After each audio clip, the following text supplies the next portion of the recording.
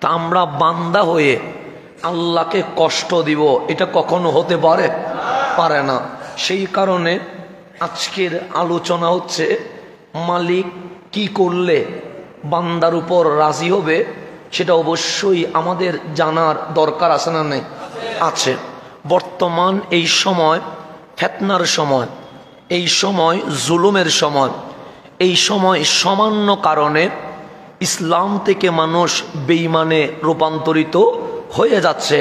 আপনারা এই 2-3 দিনে দেখেছেন কত নারী বিধর্মী মুশরিকের ফাঁদে পড়ে নিজের ইজ্জত পর্যন্ত লুণ্ঠন করে দিয়েছে, সেটা আপনারা দেখেছেন। এই বর্তমান সময়ে এসে রসুল পাক কেন আসলেন, আমরা কারা, এটা যদি না জানি ইসলাম টিকাইতে আমাদের জন্য কঠিন হয়ে যাবে। বাবা খলিলুল্লাহ ইব্রাহিম আলাইহিস সালাম যখন দোয়া করেছিলেন, শুধু রসুল চায় নাই, চাওয়ার মাঝে অনেক কথা রয়ে গেছে।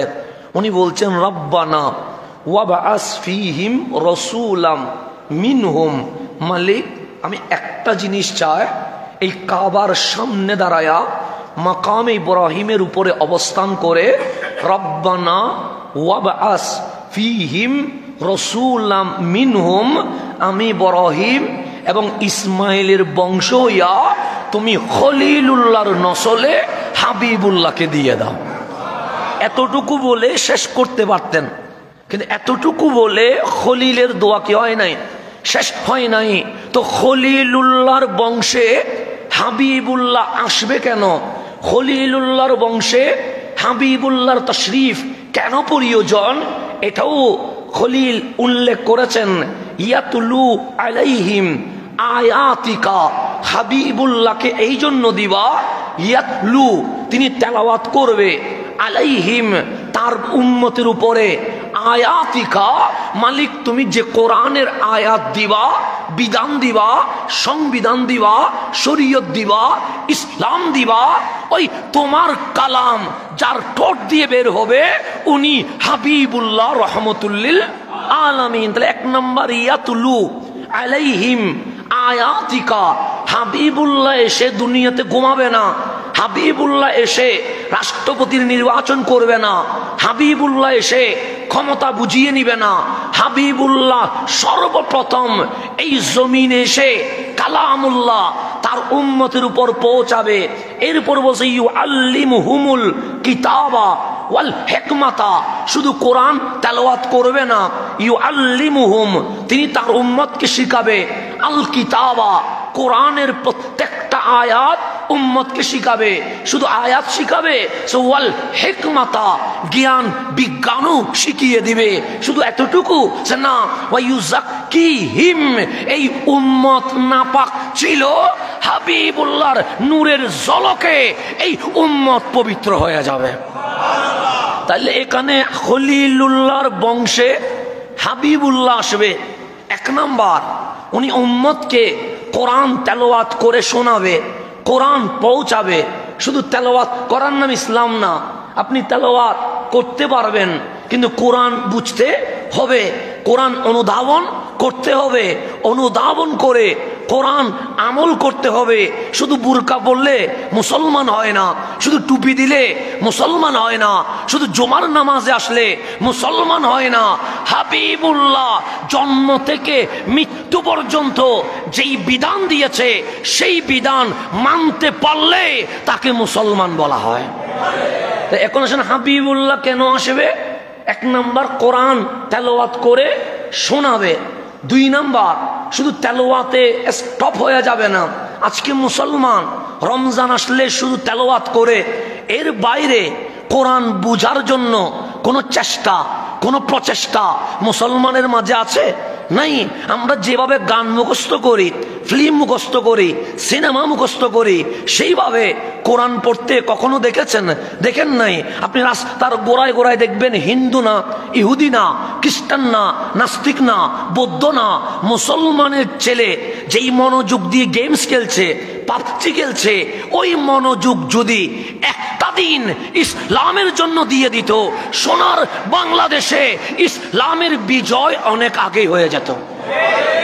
যেই মনোযোগ দিয়ে তারা কি খেলে, গেমস খেলে, আপনি খেয়াল করবেন রাস্তায় রাস্তায় রাত দুইটায়ও দেখবেন গ্রামের মধ্যে, যে গ্রামের মানুষ 10টার ভেতর ঘুমায়া যায়, সেই গ্রামের মধ্যেও দেখবেন গাছের কোনায় কোনায় 12 জন 10 জন, বয়স বেশি হলে 15-16, যেই মনোযোগ দিয়ে গেমস খেলছে, ওই মনোযোগ দিয়ে যদি একটা কামলিওয়ালার সুন্নত আদায় করত, এই উম্মতের উপর অনেক আগে আল্লাহর রহমত নাজিল হয়ে যেত।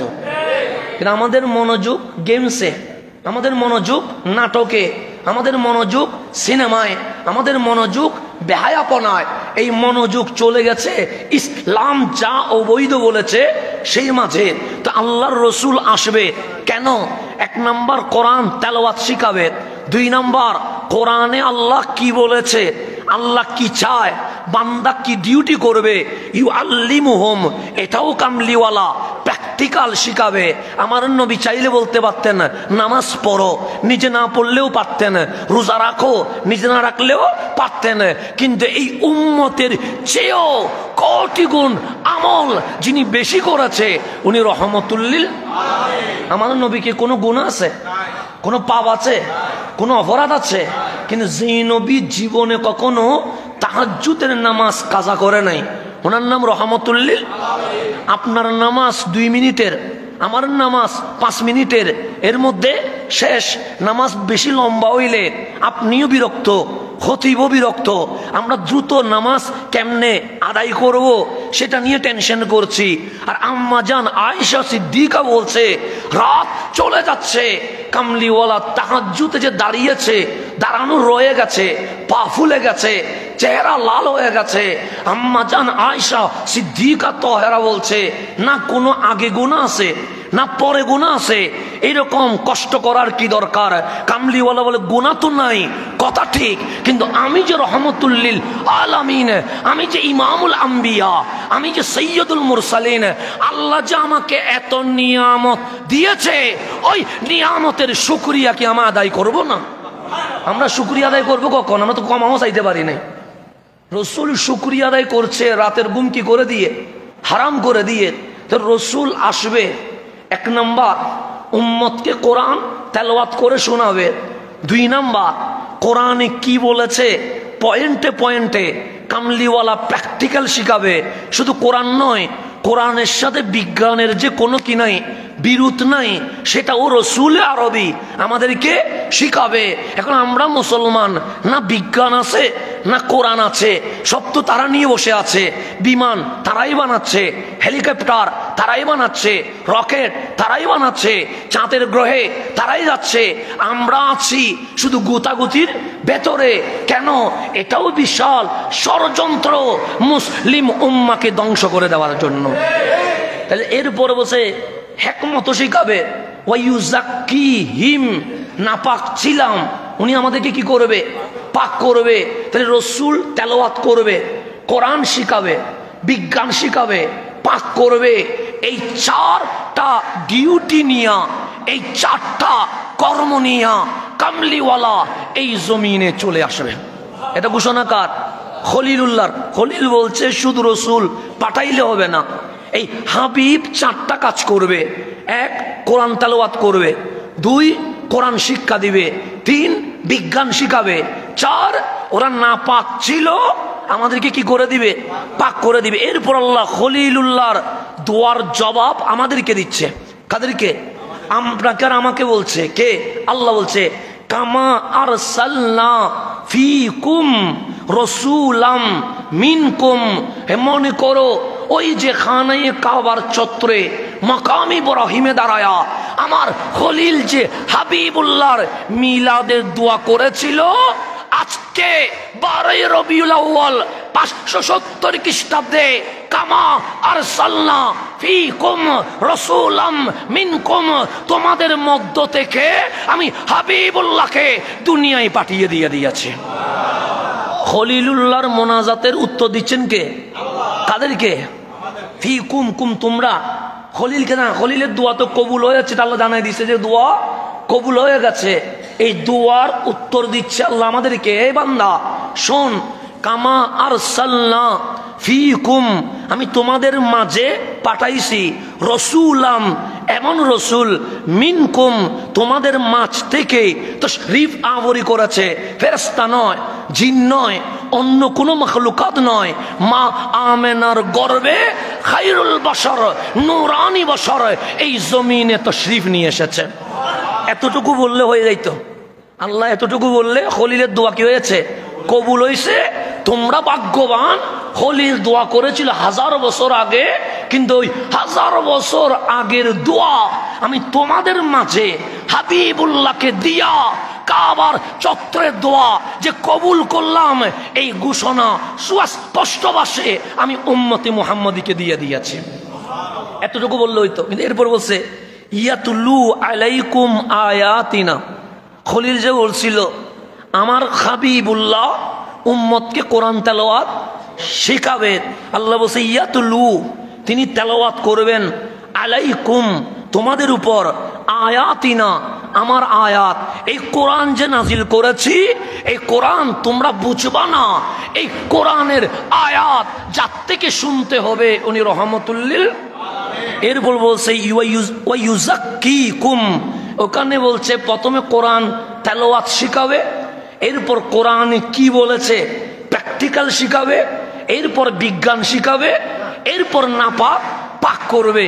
নাপাক পাক করবে, এটা কয় নম্বরে? 4 নম্বরে। কিন্তু আল্লাহ দেখেন ইয়াতুলু আলাইকুম আয়াতিনা, তিনি সর্বপ্রথম কোরআন তেলাওয়াত করবে। 4 নম্বরেরটা 2 নম্বরে আনছি, বলছে ওয়াইউযাক্কিকুম, তোমাদেরকে উনি পবিত্র করবে। কেন?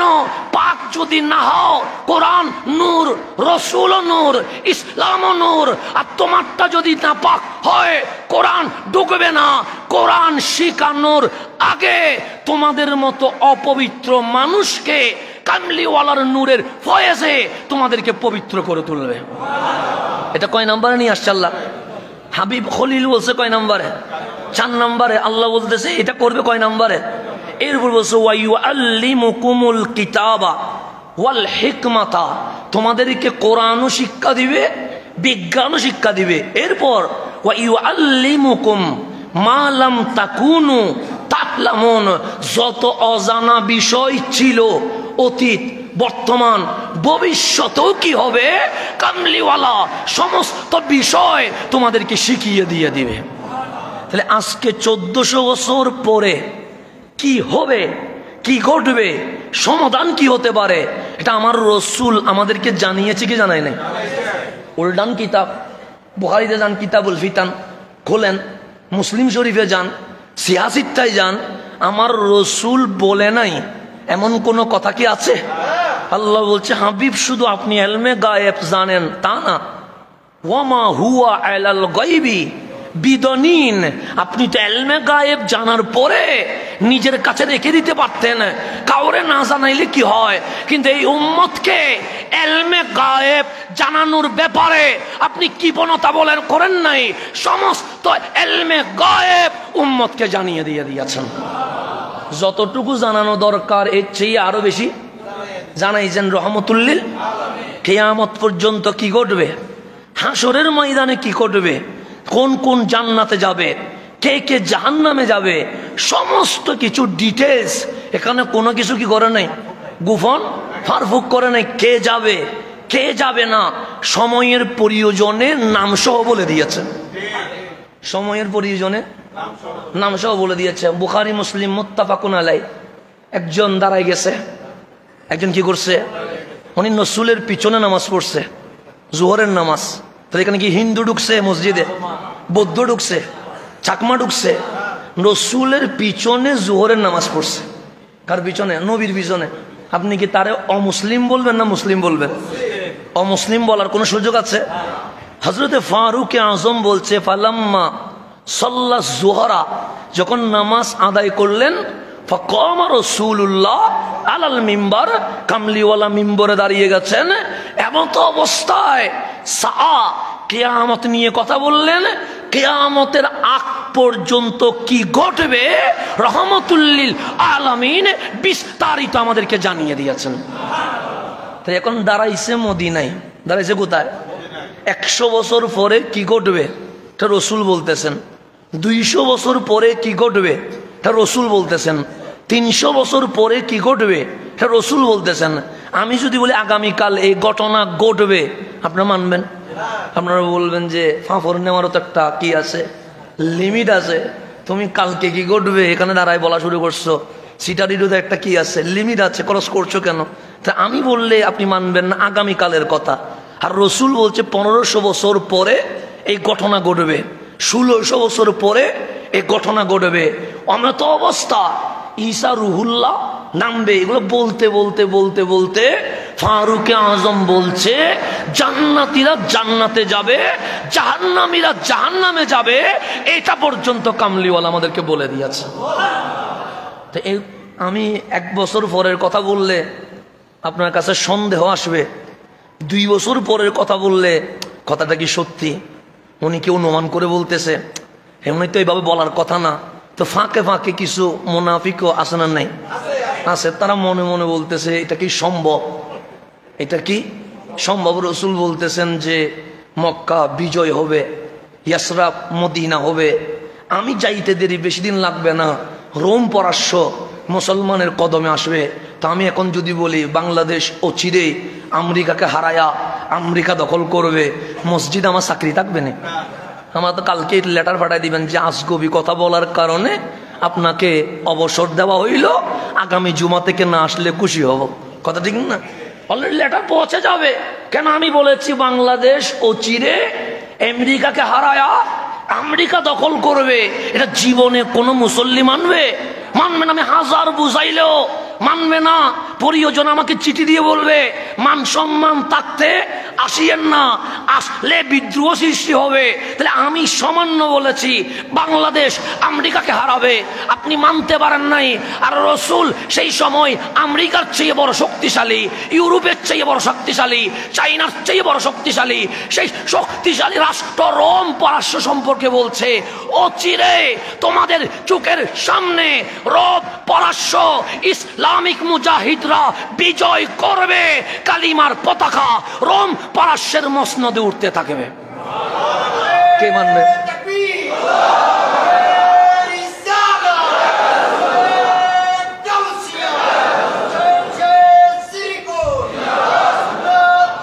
তাহলে কে মানবে এই কথা? কিন্তু সাহাবায়ে কেরাম মেনে ফেলেছে। সাহাবায়ে কেরাম বলে রসুল যদি সূর্যরে চাঁদ বলে আমি চাঁদ বলবো, রসুল যদি রাতকে দিন বলে আমি দিন বলবো, আমার কোনো অসুবিধা। কিন্তু মুনাফিকের মাঝে সন্দেহ সৃষ্টি হয়েছে কেমনে সম্ভব। তখন আমার রসুল তো বুঝে গেছে। কেন? উনি উপরের হালতও বুঝে, ভিতরের হালতও। উনি চিল্লায় উঠছেন সালুনি সালুনি সালুনি, প্রশ্ন করো। ফারুক আজম সিদ্দিক আকবর টুটের ইশারায় বুঝিয়েছে এটা জানতে বলে নাই, রাগ করে বলছে। সাহাবায়ে কেরাম রসুলের ফাজ বুঝতেন, উনিরা বুঝে গেছে যে রসুল জানতে বলেন নাই, রসুল গুসা হয়েছে, রাগ হয়েছে। মুনাফিকরা যে সন্দেহ করেছে এটা রসুলে পাক বুঝে গেছে। আকসারুন নাস, অধিকাংশ মানুষ চিৎকার করে চোখের পানি ছেড়ে দিয়েছে, সবাই কান্না করছে।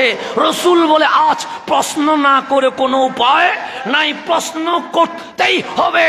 এই যে দাঁড়িয়ে আছি, এই দাঁড়ানো অবস্থায় তোমাদের যত প্রশ্ন অতীত বর্তমান ভবিষ্যৎ যাই করবা, কামলিওয়ালা বলবো না আগামীকাল জেনে উত্তর দিব, আমি বলবো না আগামী সপ্তাহে উত্তর দিব।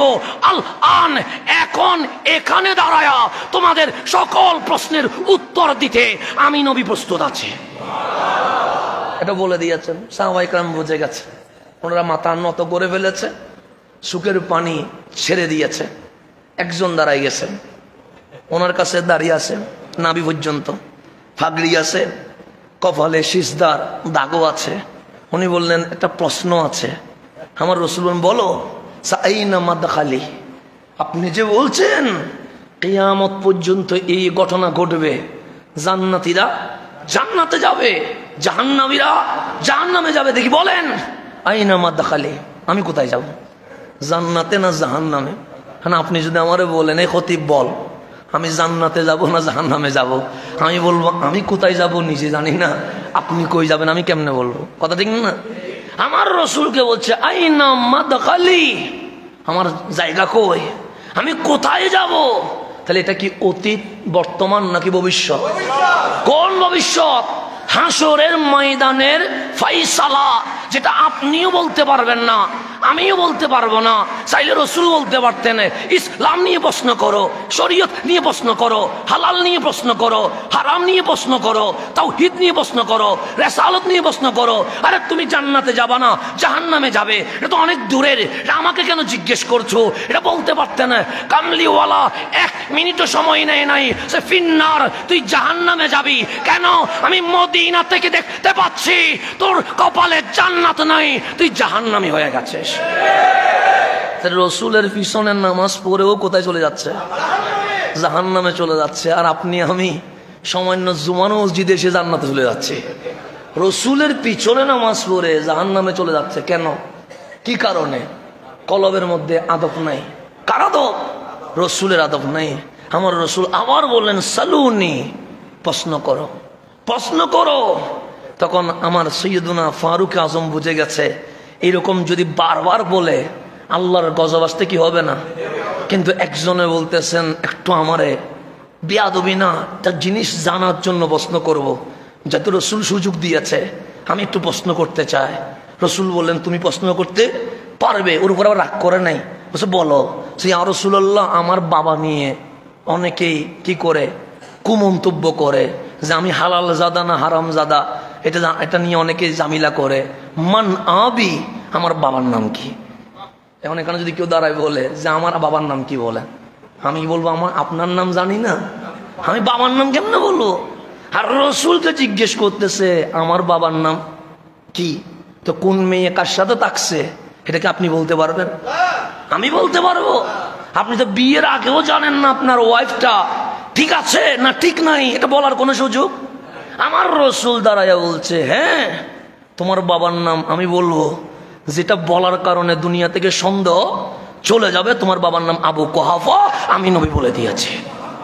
যাও, বাবার নামও বলে দিয়েছে, বর্তমানের কথাও বলেছে, ভবিষ্যতের কথাও।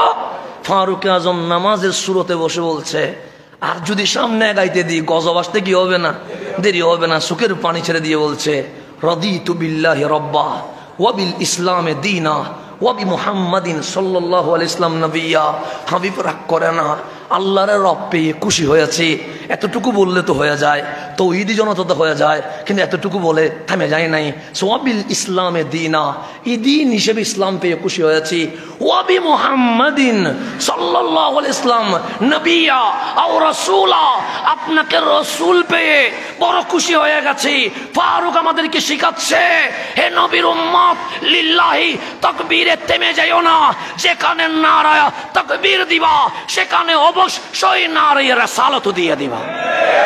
কেন? নবীর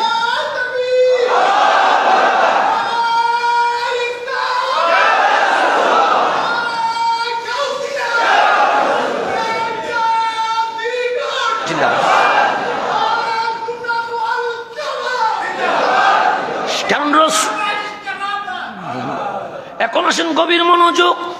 আমি যেখানে ছিলাম রসুলে পাকের গুসা চেহারা যে লাল হয়ে গেছে, এটা বন্ধ করেছে ফারুকে আজম কি কালাম দিয়ে, রাদিতু বিল্লাহি রাব্বা ওয়া বিল ইসলামে দীনা ওয়া বি মুহাম্মাদিন সাল্লাল্লাহু আলাইহি ওয়াসাল্লাম নবিয়্যা। এটা যখন বারবার বলছে, কামলিওয়ালা আস্তে আস্তে করে চুপ হয়ে গেছে, চেহারা লাল বর্ণ মুছে গেছে, রসুলের চেহারা দিয়ে হাসি ফুটেছে। তাহলে এটা দিয়ে প্রমাণ হয় শুধু নারায়ে তাকবীর বললে রওজায় কামলিওয়ালা খুশি হয় না, শুধু দ্বীন ইসলাম বললে কামলিওয়ালা খুশি হয় না। যেখানে নারায়ে তাকবীর বলবেন, যেখানে দ্বীনে ইসলাম বলবেন, সেখানে অবশ্যই ইয়া রাসূলুল্লাহর স্লোগান আপনার জবানে, আপনার দিলে, আপনার বুকে জাগরণ হইতে হবে। এর পরেই আপনি রসুলের উম্মত হইতে পারবেন, এর বাইরে হওয়ার কোনো সুযোগ। তাহলে রসুল আসছে, কোরআন তেলাওয়াত করবে, আমরা নাপাক আমাদেরকে পবিত্র বানাবে, কোরআন শিখাবে, বিজ্ঞান শিখাবে। আল্লাহ বলে তোমরা যা জানতা না সেটাও আমার নবী তোমাদেরকে কি করে দিবে? জানায়া দিবে। এটা বলার পরে আল্লাহ আমাদেরকে বলছে, হে নবীর উম্মত, তোমরা কি রসুল মেনে নিয়েছো? আমরা বললাম মেনে নিয়েছি। তোমরা কি কামলিওয়ালাকে তোমাদের আকা হিসেবে স্বীকৃতি দিয়েছো? আমরা বললাম দিয়েছি। আল্লাহ বললেন আদমের তো উম্মত আছে, খলিলের তো উম্মত আছে, কালিমের তো উম্মত আছে। কুনতুম খায়রা উম্মাতিন, সকল নবী রাসূলের উম্মতকে আরেক পাল্লায় রাখলে, হাবিবুল্লাহর উম্মতকে আরেক পাল্লায় রাখলে, আমি আল্লাহ বলছি আমার নবী যদি ইউযাক্কিকুম, তোমাদেরকে পাক বানিয়েছে, পবিত্র বানিয়েছে, নবীর নূরের ঝলক তোমাদেরকে যেহেতু আলোকিত করেছে, সকল নবী রাসূলের উম্মতের চেয়ে আমি আল্লাহ হাবিবুল্লাহর উম্মতকে সবার সেরা বানিয়ে দিয়েছে। তাহলে আমরা সবার সেরা হইছি কার কারণে? নবীর কারণে। এতটুকু পর্যন্ত যখন বসছি, এখন আমাদের কি আছে? ডিউটি আছে। মালিক আমরা যে সেরা হইলাম এটা প্রমাণ কেমনে বুঝবো? আল্লাহ বলছে ডিউটি হচ্ছে তা'মুরুনা বিল মারুফ, ভালো কাজের আদেশ দিবা, ও তানহাউনা আনিল মুনকার, খারাপ কাজে বাধা দিবা, ও তুমিনুনা বিল্লাহ, আল্লাহর উপরে কি আনবা? ঈমান আনবা। তুমি যে ভালো উম্মত, তুমি যে সবার সেরা, তিনটা কাজে প্রমাণিত হবে। এক, তা'মুরুনা বিল মারুফ, ভালো কাজের আদেশ দিতে হবে। দুই, তানহাউনা আনিল মুনকার, খারাপ কাজে নিষেধ করতে হবে। তুমিনুনা বিল্লাহ, ঈমান থাকবে কার উপরে? আল্লাহর উপরে। আজ সোনার বাংলাদেশকে ইসলাম থেকে বিচ্ছিন্ন করার জন্য, আজ সোনার বাংলাদেশকে শাহজালাল, শাহপরান 360 বারে আউলিয়ার দেওয়া ইসলামকে কলঙ্কিত করার জন্য 500 দেশের ইসকন নামের উগ্রবাদীদের ষড়যন্ত্র শুরু হয়ে গেছে। এই সময়ে এসে আমাদের থেকে ইসলামের নূর বের করার জন্য তারা বুদ্ধিভিত্তিক 5টা যুদ্ধ শুরু করেছে। কয়টা যুদ্ধ? 1 নাম্বার, নাটক সিরিয়াল দিয়ে আমাদের ভেতরে, এই সমাজের ভেতরে স্বামী স্ত্রীর সম্পর্ক বিচ্ছিন্ন করেছে, দেবর বাবির পরকীয়া সৃষ্টি করেছে, শ্বশুর আর বউয়ের মাঝে ঝামেলা বাঁধাই দিছে। তাহলে এই নাটক সিরিয়াল দিয়া সোনার বাংলাদেশের শান্তির ঘরকে আজ অশান্তির ঘরে রূপান্তর করে দিয়েছেন। এই যুদ্ধে কি আপনি জিতেছেন? হেরে গেছেন। কারণ আপনার ঘরে সিরিয়াল, আপনার ঘরে নাটক। আপনি এসেছেন জুমার নামাজে, আপনার ওয়াইফ, আপনার মেয়ে সিরিয়ালের সামনে বসে আছে, আছে না নাই? আচ্ছা, এটা হচ্ছে বুদ্ধিভিত্তিক যুদ্ধ, যেখানে অস্ত্র লাগে না, যেখানে বোমা লাগে না। তারা দিয়েছে সিরিয়াল। কেমনে শাশুড়ির সাথে বউয়ের কি হয়? ঝগড়া হয়। কেমনে মার সাথে ছেলের সম্পর্ক বিচ্ছিন্ন হয়। কেমনে বউ স্বামী বাদ দিয়া দোকানদার, সিএনজি ড্রাইভার, এরকম লো লেভেলের মানুষের সাথে প্রেমের মধ্যে পরকীয়া নিমজ্জিত হয়। এগুলো সব শিখাচ্ছে কারা? এই স্টার জলসা নামক সিরিয়ালগুলোর মধ্য দিয়ে। কথা ঠিক না? হেরে গেছেন। 1 নম্বর যুদ্ধে জিততে পারেন নাই, নিজের ঈমানকে মজবুত করতে পারেন নাই। আপনার ডিউটি কি? তা'মুরুনা বিল মারুফ ওয়া তানহাউনা আনিল মুনকার, ভালো কাজের আদেশ দেওয়া, খারাপ কাজে বাধা দেওয়া। আপনি ভালো কাজের আদেশ দিবেন কেমনে? আমি আপনি নিজেই তো খারাপ কাজের ভেতরে জড়িত হয়ে গেছে। এটা কয় নাম্বার?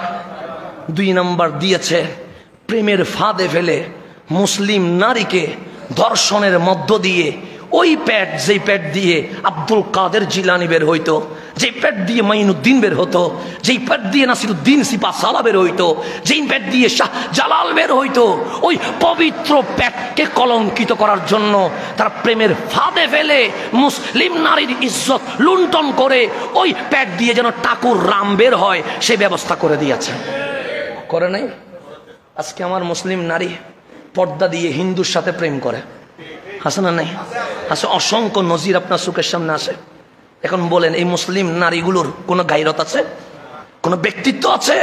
ওই মুসলিম নারী, তোমার তো মুসলমানের সাথে বিয়ের আগে প্রেম করাও বৈধ, সেখানে তুমি মুশরিকের সাথে কথা বলবা, মুশরিকের সাথে বসবা, মুশরিকের সাথে ছবি তুলবা, এই অনুমতি কি ইসলাম দিয়েছে? দিয়ে নাই। তোমার ইসলামের ইতিহাস খোলো। এই ইসলামের সোনালী অক্ষর কোন পুরুষ রচনা করে নাই। যদি কালিমার রচনা দেখতে হয়, আম্মা জান খাদিজাতুল কুবরা 1 নম্বরে চলে আসবে। যদি ইসলামের জন্য রক্ত দেওয়ার নাম আসে, সিদ্দিক আকবরের নাম 1 নম্বরে আসবে না, ফারুক আজমের নাম 1 নম্বরে আসবে না, উসমান যুন্নুরাইনের নাম 1 নম্বরে আসবে না, মাওলা আলীর নাম 1 নম্বরে আসবে না। হযরতে সুমাইয়া সর্বপ্রথম রমণী, ইসলামের জন্য তাজা গর্দানের রক্ত জড়িয়ে দিয়ে দিয়েছে। ইসলাম দাঁড়িয়েছে নারীর রক্তের উপরে, ইসলাম দাঁড়িয়েছে নারীর কালিমার উপরে। খাদিজার ইসলাম তুমি কে কলঙ্কিত করার? সুমাইয়ার ইসলাম তুমি কে কলঙ্কিত করার? আম্মা জান আয়েশার ইসলাম তুমি কে কলঙ্কিত করার? ফাতেমার ইসলাম তুমি কে কলঙ্কিত করার? রাবিয়া বসরির ইসলাম তুমি কে কলঙ্কিত করার? ওই নেকাব পরে যখন হিন্দু ছেলের সাথে তোমার ছবি বের হয়, আমার পরিচয় দিতে লজ্জা হয়। তুমি মুসলমানের সন্তান কখনো হতে পারো না। আচ্ছা, আমার নেকাবকে কি করেছে? কলঙ্কিত করেছে। আমার বুরকা, আমার পবিত্র পর্দাকেও কলঙ্কিত করেছে। মুসলমানের নারী, তুমি গিয়েছো হিন্দুর সাথে বসতে, আর কোরআন বলছে ইন্নামাল মুশরিকুনা নাজাসুন, মুশরিক মানে অপবিত্র। আর আমার রাসূল এসে ইযাক্কিকুম, তোমাদেরকে কি করার জন্য? পবিত্র করার জন্য। আজকে বিধর্মীর সাথে প্রেমের ফাঁদে পড়ে এখন বিভিন্ন জনকে পতিতালয়ে পাচার করে দেওয়া হয়েছে, হয় নাই? হয়েছে। ছোট্ট মেয়ে গণধর্ষণের শিকার হয়ে তার চোখের পানির চিৎকারে আকাশ বাতাস কি হয়ে যাচ্ছে? ভারী হয়ে যাচ্ছে। তারা দিয়ে নিয়েছে, এটার নাম হচ্ছে প্রেমের ফাঁদে ফেলে মুসলিম নারীকে ধর্ষণের শিকার করে তার পেটকে এমনভাবে আনিয়ে দিবে যেন ওই পেট থেকে আর ইসলামিক ইমাম গাজ্জালি যেন বের না হয়, ইবনে সিনা যেন বের না হয়, মহিউদ্দিন ইবনুল আরবি যেন বের না হয়, নাসিরুদ্দিন সিফাত সালাহ যেন বের না হয়, সালাউদ্দিন আইয়ুবি যেন বের না হয়। আজ আমরাও সেই যুদ্ধে পরাজিত হয়েছে, হয় নাই? আমার ঘরের মেয়েকে আমি শিক্ষা দিতে পেরেছি? আপনি শিক্ষা দিয়েছেন? ইসলাম কারে কয়? মা বাবা যদি শিক্ষা দিত, কোন ঘরের মেয়ে বিধর্মীর সাথে প্রেমের মতো গহীন এত গৃহীত কাজ, ঘৃণিত কাজ জীবনে করতে পারত? তার 2 নম্বর যুদ্ধে আপনি কি হয়েছেন? পরাজিত হয়েছেন। 3 নম্বর যুদ্ধ, আমাদের যুবকদের হাতে একটা মাদক তুলে দিয়েছে। কি মাদক? সেটা হচ্ছে ইয়াবা না ইয়াবার চেয়ে ক্ষতিকর, সেটা হচ্ছে ফেসবুকের মধ্যে গেমসের মাদক, সে পাবজির মাদক। এই মাদক তুলে দিয়েছে। কারণ ওই মাদকের ভেতরে আমার তারুণ্যের যে সময়, নিজেকে গঠন করার সময়, যে সময় নিজেকে বিজয় করার সময়, যে সময় নিজেকে প্রতিষ্ঠিত করার সময়, সেই সময় আমার তারুণ্য কোথায় চলে গেছে? গেমসে চলে গেছে। এটা হচ্ছে মাদকের চেয়ে আরো বেশি ক্ষতিকর। এটা দিয়েছে কারা? খেয়াল করে দেখেন, তারাই দিয়েছে। এইবার ইন্টারে এইচএসসিতে বেশিরভাগ ফেল, কথা ঠিক না? কেন ফেল হয়েছে? রেজাল্ট হচ্ছে এই যুবকগুলো, যুবতীগুলো মোবাইলে আসক্তির কারণে পড়ালেখা করে নাই, পড়ালেখা না করে গেছে হলে, সে কারণে কি করেছে? ফেল করেছে। সেই জন্য আপনি খেয়াল করে দেখেন, আজকে ঢাকা ইউনিভার্সিটির ছেলেকে যদি বলেন ডাকসুর পরিপূর্ণ কি হবে, সেটাও বলতে পারে না। চাকসুতে দাঁড়াইছে, ওকে জিজ্ঞেস করেন চাকসুর পরিপূর্ণ ওয়াট কি হবে, বলতে পারে না। কেন? সে তো গেমসের ভিতরে, সে তো পর্নোগ্রাফির ভিতরে, সেই তো মোবাইলের মধ্যে অযথার ভিতরে। 3 নম্বর যুদ্ধে আপনি কি জিতেছেন? হেরে গেছেন। 4 নম্বর যুদ্ধ, মুসলমানদের ভিতরে ভেদাভেদ সৃষ্টি করে দাও, গ্রুপিং সৃষ্টি করে দাও। 4 নম্বর যুদ্ধে কি আপনি জিতেছেন? হেরে গেছেন।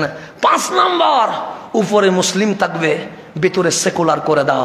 সেই জন্য দেখবেন আমার মুসলিম ভাই, উনি বলবে ইসলাম নিয়ে তো কথা বলার কি আছে, কোরআন নিয়ে তো কথা বলার কি আছে, হাদিস নিয়ে কথা বলার কি আছে?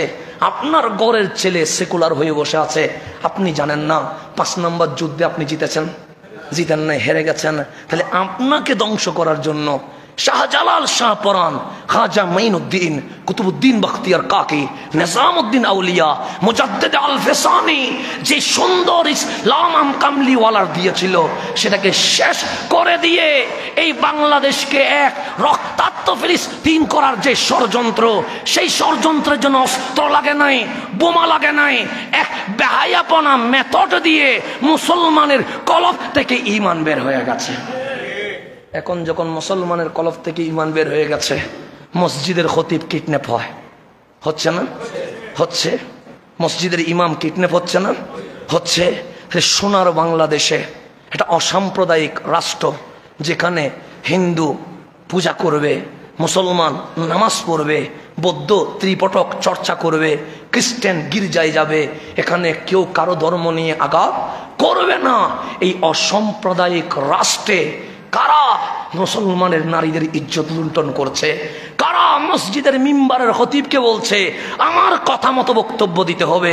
কারা এই সোনার বাংলাদেশের 90% মুসলমানের দেশে আমাদেরকে সংখ্যালঘুতে পরিণত করতে চায়, তখন দেখা যাবে যারা হিন্দু মানে তাদের ধর্ম উগ্রতাকে না বলে, যারা মুসলমান তাদের ধর্মও শান্তি চায়, যারা বৌদ্ধ তারা বলে প্রাণী হত্যা মহাপাপ, এভাবে করে সকল ধর্ম শান্তির পয়গাম দিচ্ছে।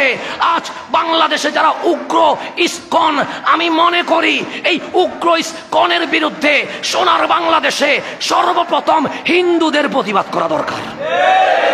সর্বপ্রথম তাদের প্রতিবাদ করে বুঝিয়ে নেওয়া দরকার, আমার ধর্ম নারী দর্শনকে কখনো কি করে না সাপোর্ট, আমার ধর্ম খতিবকে কিডন্যাপ করা কি করে না সাপোর্ট করে না, আমার ধর্ম ইসলামকে নিয়ে ষড়যন্ত্র করা কি করে না সাপোর্ট।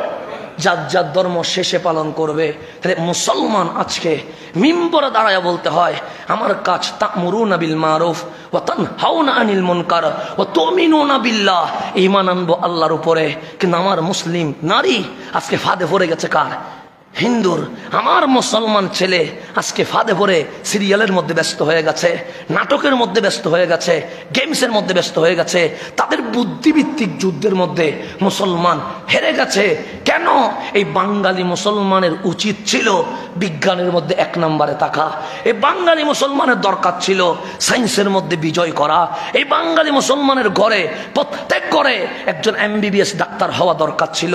কিন্তু আমাদের সেই প্রোডাকশন না হওয়ার কারণে কিছু সংখ্যালঘু আপনাদের উপর বিস্তার করা শুরু করেছে। সুতরাং আজকের এই জমা থেকে আমরা কোনো উগ্রবাদিতাকে সাপোর্ট করি না। ইসলামের নাম দিয়েও যদি কেউ উগ্রবাদী করে তাদেরকে আমরা যেমন নিষিদ্ধের দাবি করেছি, আজ সোনার বাংলায় ইসকন নামক উগ্র সংগঠনকে নিষিদ্ধ করতে হবে। 2 নম্বর, যারা আমার মুসলিম নারীর সতীত্বকে নষ্ট করেছে তাদেরকে প্রকাশ্য ফাঁসি দিতে হবে। 3 নম্বর, আমার খতিবকে যারা কিডন্যাপ করেছে তাদেরকে জনসম্মুখে বিচারের আওতায় আনতে হবে। শাহজালালের বাংলায় কেউ ষড়যন্ত্র করে রক্ষা পাওয়া যাবে না। এটাই হচ্ছে আমাদের মূল দাবি। সেজন্য সাবধান থাকতে হবে। আপনার ঘরের আজকে আপনার মেয়ে কার সাথে কথা বলে চেক করবেন, মোবাইলে কি করে চেক করবেন, কার সাথে কোনো বিধর্মী বন্ধু আছে কিনা চেক করবেন। কেন? আপনার মেয়েটা সহজ সরল, কিন্তু যে কখনো কোনো শিয়ালে মুরগির স্বাধীনতা যখন চাইবে মনে করবেন সে মুরগির স্বাধীনতা চায় নাই, সে মুরগিকে এনে বক্ষণ করার কি চেয়েছে, অধিকার চেয়েছে। কোনো শিয়াল ভালো কথা বললে সে ভালো হওয়া যায় না। আপনার মেয়েকে যারা মেসেজ করে বলছে সমস্যা কি, কথা বললে কোনো সমস্যা নাই, মনে করবেন প্রত্যেকটা শিয়াল মুরগির চাহিদা চাওয়া মানে মুরগিকে মৃত্যুর কুলে পড়ে যাওয়া। সুতরাং আপনার মেয়ে কি করছে চেক করবেন, আপনার ছেলে কই যাচ্ছে চেক করবেন। আজকে থেকে সাবধান হন। আমার লজ্জা লাগে ওঠে যখন আমরা অনলাইনে দেখি নেকাব পরে হিন্দু ছেলের সাথে প্রেম করে পোস্ট করে, যখন আমরা দেখি বুরকা পরে হিন্দু ছেলের সাথে ঘুরতে যায়, তখন মন বলে এগুলো মুসলমানের কখনো সন্তান হতে পারে না, এগুলো বিধর্মীর চেয়ে আরো খারাপ হয়ে গেছে। তোমার কি মুসলিম ছেলের অভাব হয়েছে?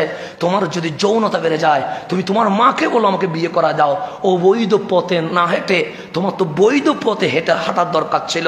কারণ ইসলাম নারীদের রক্তের উপরে প্রতিষ্ঠা হয়েছে, ইসলাম নারীদের কারণে আজকে এত দূরে গিয়ে এসেছে। আজ সেই নারী আমার ইসলামকে কলঙ্কিত করছে। সুতরাং আজকে থেকে মুসল্লিদের প্রতি অনুরোধ থাকবে, আপনার ঘর আপনাকে সামলাইতে হবে, আমার ঘর আমাকে সামলাইতে হবে। হ্যাঁ, যার যার ধর্ম শেষে পালন করবে। আমার সোনার বাংলাদেশ অসাম্প্রদায়িক রাষ্ট্র, কারো যদি কোনো বিপদ হয় আমরাই তার নিরাপত্তা দিব। কিন্তু আমার ঘরকে উলঙ্গ করে দিয়ে ইজ্জত নষ্ট করে দিয়ে এই সোনার বাংলায় থাকার কোনো অধিকার থাকতে পারে না। সেজন্য আল্লাহ যেন আমাদেরকে বুঝার তৌফিক নসিব করে। আগে নিজেকে চিনেন, আপনি কার উম্মত, আপনার ডিউটি কি, আপনি কি করবেন নিজেকে চিনেন।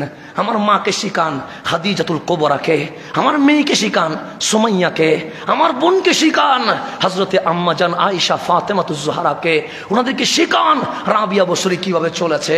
সুতরাং ওনারা যদি রাবিয়া বসরি হইতে পারে, প্রত্যেকটা মায়ের গর্ভ থেকে এক একজন সালাউদ্দিন আইয়ুবী পৃথিবীর জমিনে তশরিফ আনতে শুরু করবে।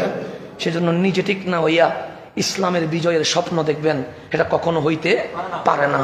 আল্লাহ যেন আমাদেরকে নিজে ঠিক হওয়ার তৌফিক নসিব করেন। এখন আসেন আমি সামনের দিকে যাই। আমরা বলছিলাম আল্লাহ 3টা কসম করেছে, 3 কসম করে আমার মালিক 3টা কথা বলেছেন। 1 নম্বর, ইন্নাল ইনসানা লিরাব্বিহি লাকানুত, আমার বান্দা বড় অকৃতজ্ঞ, কৃতজ্ঞতা বলতে কিছুই নাই। সেই জন্যই তো আজকে ইসলামের 12টা বেজেছে। উপরে দাড়ি রেখেছে কিন্তু আল্লাহর কৃতজ্ঞতা নাই। উপরে টুপি দিয়েছে, যেই টুপি যার কারণে পাইলাম ওই নবীর ইজ্জত দিতে পারি নাই। আল্লাহ বলে তুমি যে অকৃতজ্ঞ, তুমি নিজেই কি আছো, সাক্ষী আছো। আর তুমি যে অকৃতজ্ঞ হইছো, কেন হয়েছো? দুনিয়ার সম্পদের মোহে তোমাকে কিনে ফেলছে। সেই জন্যই তো আজকে চিঠি দেওয়া হচ্ছে। অনেক খতিব নাকি 1 কোটি রুপির কাছেও বিক্রি হয়ে গেছে। আপনার সাক্ষাৎকার দেখেছেন, টাকার কাছে বিক্রি হয়েছে। তো আমার মালিক বলে এগুলার কারণে আমি তোমাদের উপর অসন্তুষ্ট হয়েছি, এগুলার কারণে আমি তোমাদের উপর অভিমান করেছি। এখন যে আল্লাহ অভিমান করেছে সেই আল্লাহ বলছে কিছু দায়িত্ব দিব, এগুলো করলে আমি আল্লাহর অভিমান করব না, আমি মালিক তোমাদের উপর রাজি হয়ে যাব। সূরা আরাফের 156 নম্বর আয়াতে আমার আল্লাহ বলে সর্বপ্রথম দোয়া করো। কি করো? দোয়া। দোয়া মানে কার কাছে চাইতে হবে? আল্লাহর কাছে। আল্লাহ যে অভিমান ভাঙবে, কিভাবে ভাঙবে সেটা আল্লাহ আমাদেরকে শিখাচ্ছে। কিভাবে আমরা আল্লাহকে রাজি করব আল্লাহ আমাদেরকে শিখাচ্ছে। কিভাবে মালিক খুশি হবে আল্লাহ আমাদেরকে শিখাচ্ছে। 3 কানা কসম করে আল্লাহ জানাইছে আমি তোর উপর রাগ করছি। আবার সেই রহমান কেমনে আমরা রাগ ভাঙবো সেটাও আমাদেরকে শিখাচ্ছে। বান্দা সর্বপ্রথম মোনাজাত করতে হবে, দোয়া করতে হবে। কেন? তোমার এই ঠোঁট, তোমার এই হাত, এমন কিছু মানুষের কদমে হাত রেখেছে।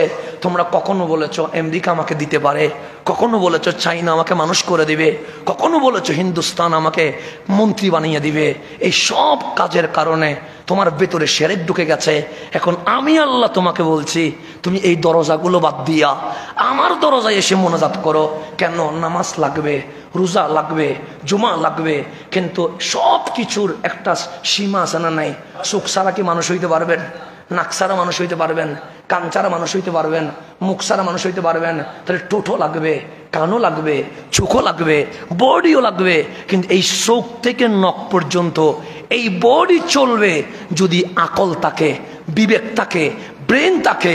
যদি আকল না থাকে, পাগল হন, তাহলে সুখ থেকে নখ পর্যন্ত কোনো কাছে আসবে? আসবে না। সেজন্য নামাজ আপনার সুখ হইতে পারে, রোজা আপনার কান হইতে পারে, তেলাওয়াত আপনার মুখ হইতে পারে, জমা আপনার বডি হইতে পারে। আমার রসুল বলে আদ-দুআউ মুখুল ইবাদা। ওই ইবাদত নামক বডির মগজের নাম হচ্ছে দোয়া। বান্দা যত বেশি মালিকের দরবারে দোয়া করবে তত বেশি বান্দা মাওলার কাছাকাছি পৌঁছে যাবে। সেজন্য আমাদেরকে দোয়া করতে হবে। আল্লাহ বলছেন এই বান্দা দোয়া কর। মালিক কি দোয়া করতাম? সে বল ওয়াক্তুব লানা, মালিক লিখে দাও আমাদের জন্য। কার বলতেছি? আল্লাহর ওয়াক্তুব। কাতাবা ইয়াকতুবু মানে লিখিত করে দাও, লিখে দিয়ে দাও। ওয়াক্তুব লানা, আমাদের জন্য লিখে দাও। ফি হাযিহি দুনিয়া হাসানা ওয়া ফিল আখিরা, দুনিয়া এবং আখিরাতে যত হাসানা ভালো আছে সমস্ত ভালোর মালিকানা আপনি আল্লাহ আমাদেরকে লিখে দিয়ে দেন।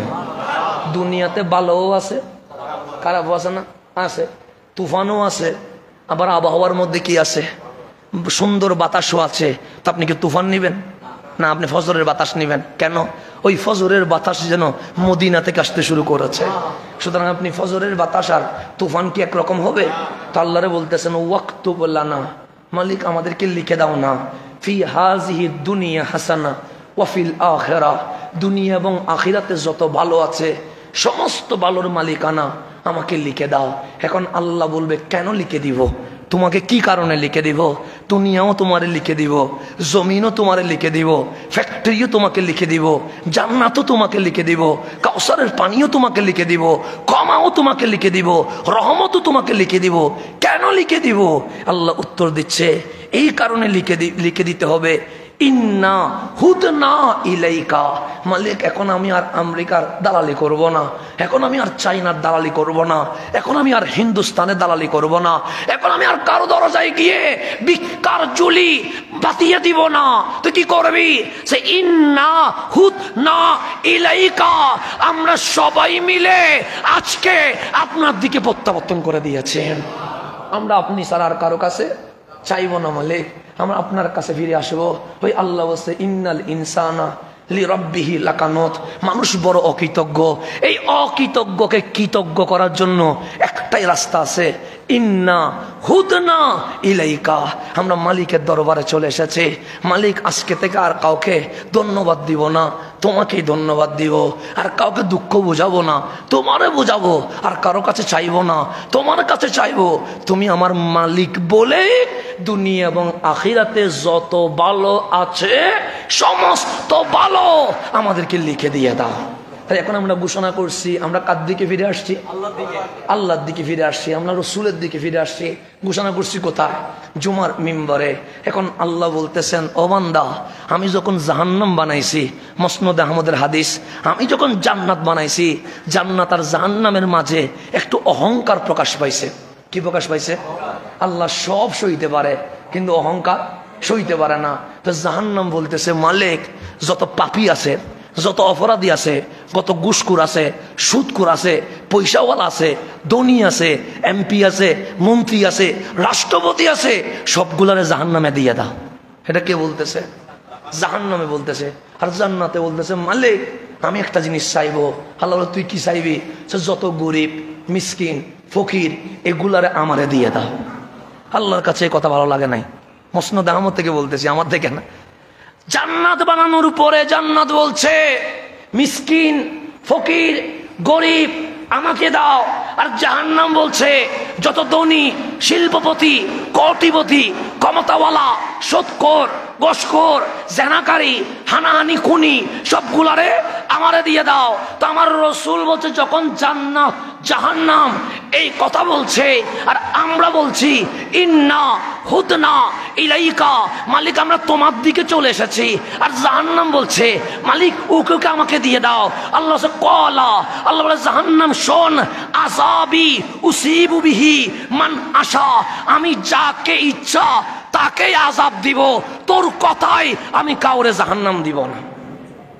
তোর কথা আমি কাউরে জাহান্নামের কথাই যদি জাহান্নাম দে, একজনও জান্নাতে যেতে পারবো না। জাহান্নাম যেভাবে ডিমান্ড করছে কার কাছে, সেইভাবে যদি আল্লাহ জাহান্নামে দেওয়া শুরু করে, না ইমাম সাহেবে যাইতে পারবে না খতিব সাহেবে যাইতে পারবে। তো দুইজনে যখন যাইতে পারবে না, না মুসল্লি যাইতে পারবে। যখন মুসল্লি যাইতে পারবে না, না পরিবার যাইতে পারবে, কেউ তো যাইতে পারবে না। তো সবাই জাহান্নামের দরজার মধ্যে কি ধরতে হবে? সিরিয়াল দিতে হবে। কারণ জাহান্নাম যে ডিমান্ড আল্লাহর কাছে করেছে, অমুকরে দাও, অমুকরে দাও, অমুকরে দাও, অমুকরে দাও। তা আল্লাহ বলে, জাহান্নাম তোরে বানাইছি, যাদের উপর আমি রাগ করছি তাদেরকে শাস্তি দেওয়ার জন্য, কিন্তু তুই যে ডিমান্ড করেছিস অমুককে আযাব দিতে হবে, অমুককে আযাব দিতে হবে, অমুককে আযাব দিতে হবে, তোর কথায় আমি আযাব দিব না। আযাবি উসিবু বিহি মান আশা, আমি যাকে ইচ্ছা করব তাকে আযাব দিব, আর যাকে ইচ্ছা করব বিনা হিসেবে মাফ করে দিয়ে দিব। এরপর জান্নাতকে বলতেছে, জান্নাত তোরে কারে দিতাম? বলছে, মিসকিন গরিব ফকির শুধু এগুলোরে দিবা, বাকি আর কাউরে দিবা না। আর কাউরে দিতে পারবো না, শুধু দিবে কারে? ফকির রে দিবা, মিসকিন রে দিবা, গরিব রে দিবা। তো যদি ফকির মিসকিন গরিব রে জান্নাত দে, সভাপতি হিসাবে যাইতে পারবে না? হ্যাঁ পারবে না, পারবে না। কেন? উনি গরিবও না, মিসকিনও না, ফকিরও না। তাহলে উনি এক নম্বরে কোথায় চলে যাবে? জাহান্নামে চলে যাবে। সেক্রেটারি সাহেব জাহান্নামে চলে যাবে, অর্থ সচিব জাহান্নামে চলে যাবে। তো কমিটি যদি জাহান্নামে যায়, মুসল্লির কি অবস্থা হবে? তো সবগুলো তো জাহান্নামে যাবে। কেন? বলতেছে মিসকিন ফকির গরিবে শুধু জান্নাতে যাইতে পারবে, এর বাইরে আর কেউ জান্নাতে যাইতে পারবে না। ডিমান্ড কার?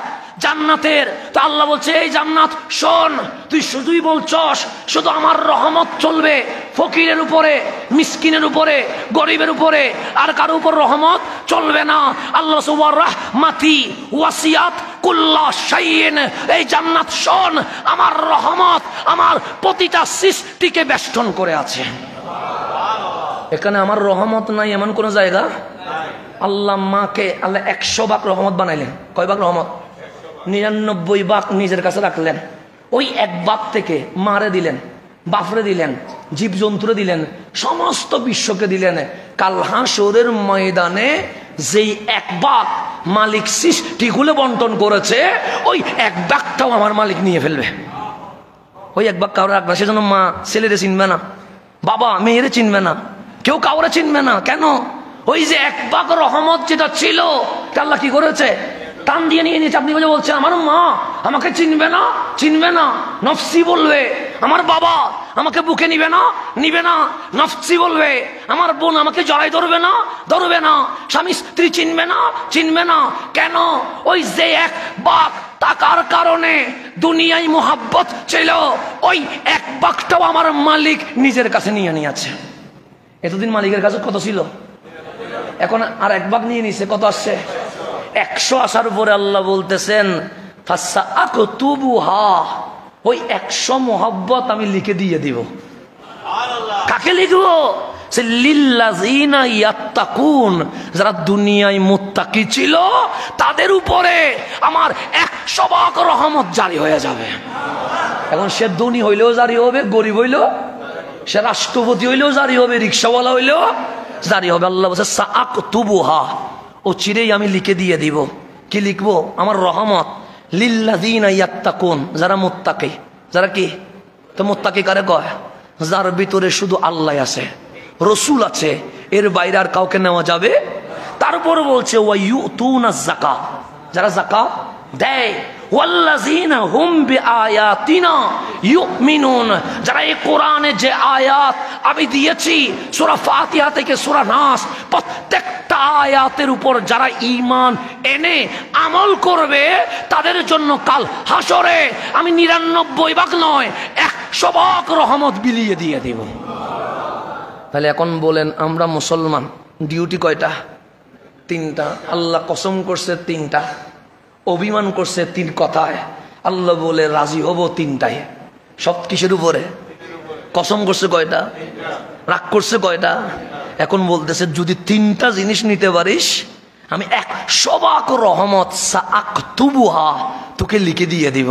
কোনটা? 1 নম্বর হচ্ছে আল্লাযিনা ইয়াত্তাকুন, মুত্তাকি হইতে হবে, যেখানে আল্লাহ এবং রসুল সারা আর কিছুই নাই। ওয়াল্লাযী জাআ বিসসিদকি ওয়া সাদ্দাকা বিহি উলাইকা হুমুল মুত্তাকুন, যেখানে রসুল আছে উনি হচ্ছে আল্লাযী জাআ বিসসিদক ওয়া সাদ্দাকা বিহি, যেখানে সিদ্দিকে আকবর আছে। এই 2 মেরুতে কিয়ামত পর্যন্ত যারা জমা হবে উলাইকা হুমুল মুত্তাকুন, তারাই মুত্তাকি হবে। তাহলে আমার বোন বাইরে যাওয়ার সুযোগ আছে নাই? আমি নাটক সিরিয়াল দেখার সুযোগ আছে? আপনারা গেমস খেলার সুযোগ আছে নাই? কেন? সর্বপ্রথম কি হইতে হবে? মুত্তাকি। 2 নাম্বার ওয়া ইউতুনাজ যাকাত, যাকাত দিতে হবে। 3 নাম্বার ওয়াল্লাযিনা হুম বিআয়াতিনা ইউমিনুন, সুবিধা যেটা এটা মানবেন, অসুবিধা যেটা এটা মানবেন না, এটা হবে না। আল্লাযিনা হুম বিআয়াতিনা ইউমিনুন, যারা আমার আয়াত যেটা আছে এটার উপরে কি আনতে হবে? ঈমান আনতে হবে। এখন খতিব হিসাবে মিম্বরে উঠলে ভয় লাগে, কোন কথা বলতে গেলে চাকরি চলে যায়। সেজন্য আমরা ও হারামার রিবার বলতে পারি না, আমরা হারামের মাহফিল আর করতে পারি না। উপরে দাঁড়ায় কতক্ষণ আপনার দিকে দেখতে হয়, কতক্ষণ ওনার দিকে দেখতে হয়, কতক্ষণ ওনার দিকে দেখতে হয়। এখন চিন্তা করতেছি কোনটা মাহফিল করতে যাব। যখন আমরা চিন্তা করি কুল হু আল্লাহু আহাদ বললে ঝামেলা হবে না, এটা নিয়ে মাহফিল করি, তাহলে অর্ধেক ঈমান আনছি আর অর্ধেক ঈমান আনতে পারি নাই। সেই জন্য গজব চলে এসেছে। আল্লাহ বলছে যদি ঈমান আনতে হয় 100তে 100 আনতে হবে, আর যদি ছাড়তে হয় পুরাটাই ছেড়ে দে, আমার কোনো আপত্তি নাই। তা আল্লাহ বলছে যদি মুত্তাকি হও, যদি যাকাত দাও, যদি পুরা কোরআনের ফাতিহা থেকে নাস পর্যন্ত আয়াতের উপর ঈমান আনতে পারো, সাআকতুবুহা, এমন রাজি হব 99 ভাগ না 1টা ভাগ যেটা দিয়েছিলাম সেটা সহ নিয়া 100 ভাগ রহমত কাল হাসরে আমার মুমিন বান্দা বান্দিনীকে আমি দিয়ে দিব। তাহলে কসম করছে কয়টা? নারাজ হয়েছে কয়টা? রাজি হবে কয়টায়? তাহলে 1 নম্বর মুত্তাকি, 1 নম্বর কি? 2 নম্বর যাকাত দিতে হবে। 3 নম্বর কোরআন শরীফের যেটা ভালো লাগে মানবেন, যেটা ভালো লাগে না মানবো না, হইতে পারবে না। 100তে 100 এই ঈমান যদি আনতে পারেন ইনশাআল্লাহ মালিক বলে যে গুসা আমার ছিল সেটা কেটে যাবে। 100 ভাগ রহমত দিয়ে এমন দয়া করব, দেখবা শাহজালালের বাংলাদেশে আবার কামলিওয়ালার কালিমার পতাকা পথ করে উঠতে শুরু করে দিয়ে দিবে। তাহলে আমাদেরকে ফিরে আসতে হবে, কথা ঠিক না? নিজে ঠিক হইলে আল্লাহ বলে আমি ওই রকম আচরণ করব, আর নিজে ঠিক না হইলে কখনো আচরণ করবে না। আল্লাহ যেন আমাদেরকে কবুল করে। আমাদের ইঞ্জিনিয়ার নূর মোহাম্মদ সাহেব